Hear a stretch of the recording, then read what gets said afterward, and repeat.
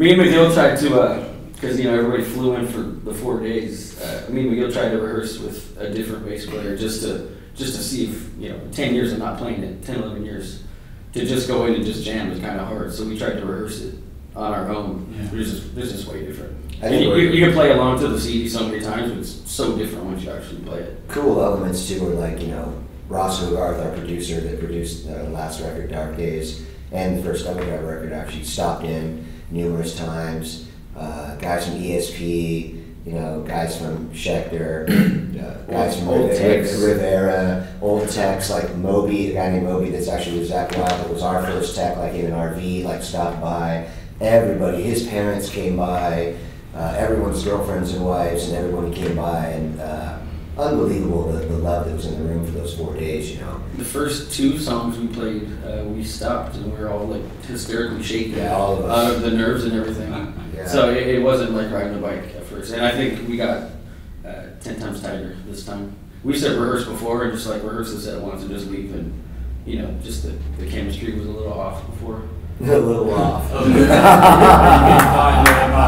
What did you say? It was so awesome. It was so far. It was a little off.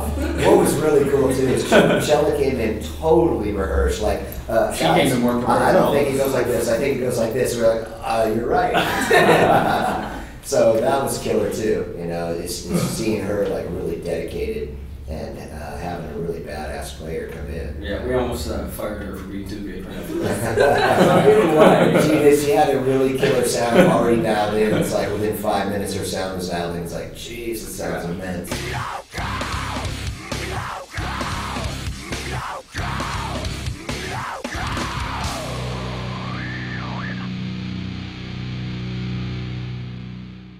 First show? Was it the first show? First show. Second show. Second show hit the plane and the cymbal kind of fell, and I don't remember doing it, but I think I hit the edge.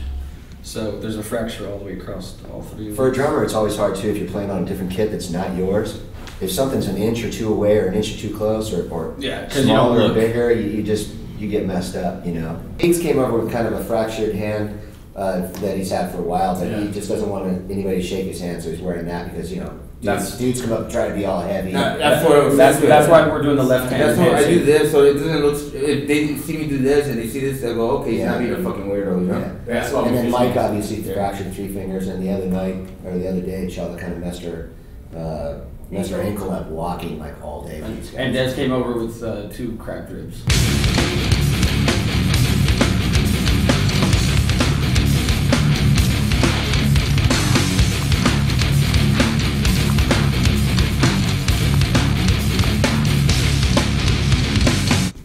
Time of my life. I know. Me and her were talking about it yesterday at the System of a Down show, and I was like, "How are you feeling about this?" And she's just like, jumping up and down, and she's new to the band, but I think we all still feel the same way.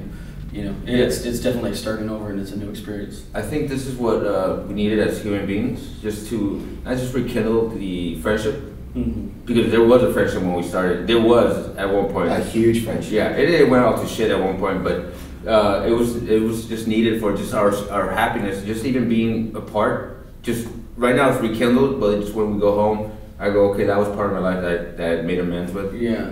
So I don't want to go through life with having things not right. Yeah. And I've made amends with whether it's ex-girlfriends or friends or family members. I've made amends. Kind of like being I heard it's kind of like doing, I don't know, they say like that 12-step program. I don't do that, but they say that's what you do. And I go, my friends were like, that's exactly what you're doing right now. I'm like, oh, I didn't know that. But yeah. Feels good. Yeah, it does. It feels good, man. Feels great. I think when his parents came in the room, when his parents came in the room rehearsal, like talking to his mom, like I was almost tearing up. Like, his dad loaned us $500 for the first Cold Chamber recording. His dad bought us the first Cold Chamber shirts we ever gave away. And then actually he was telling me the story. He's like, I saw you guys giving them away. He's like, what was going on? You're supposed to sell them and pay me back. So it's been killer, man. It's been really killer because we obviously we had an amazing friendship. Now we have an even better friendship, I think, than we ever had. Ever had. And we all lived together at one point, like sharing top ramen and like starving together and like, who's going to go to the store and rob meat tonight? Like, really? There was literally a time where me and McGill were walking down Hollywood Boulevard with like duffel bags full of clothes. Had to call Des on a payphone. And I don't know where he got this car, but pulled around the corner in a convertible Mustang. And I told him like Guns N' Roses, welcome to the jungle video. Jumped in the back of the car. Yeah. 30 minutes, I don't even know where he got the car. Let's go, Nate Robot. Yeah. I was smart. I was smart. I was living with porn stars. What was your criminal? Yeah. Well, that's what it was. That's like a bless. I didn't say that, but that's what it was. Okay, well, my wife knows all